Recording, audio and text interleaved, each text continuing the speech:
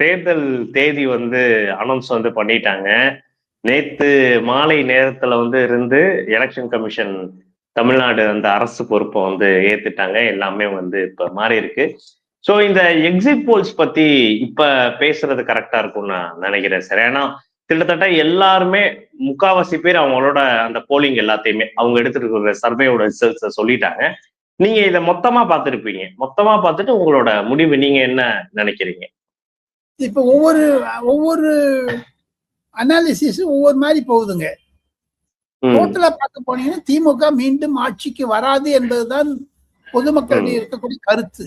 காரணம் என்னன்னு கேட்டால் போதைப் பொருள், சாராயம், பாலியல் கொலைகள், கொள்ளைகள் எப்படி அன்புமணி ராமதாஸ் விளக்கினாரோ திருச்சி கூட்டத்தில் பிரதமர் நரேந்திர மோடிக்கு முன்னதாக, அதை விட மோசமாக இருக்கிறது நிலைமை. 2 வயசு குழந்தை கூட விடல, 80 வயசு காரணம் என்னன்னு கேட்டால் பணத்தினுடைய ஒரு மகிமை அது கொள்ளையில் கொண்டு முடிக்கிறது, காமத்தில் கொண்டு முடிக்கிறது என்றெல்லாம் சொன்னாலும் திமுக பின்னடையில் தான் இருக்கிறது தம்பி.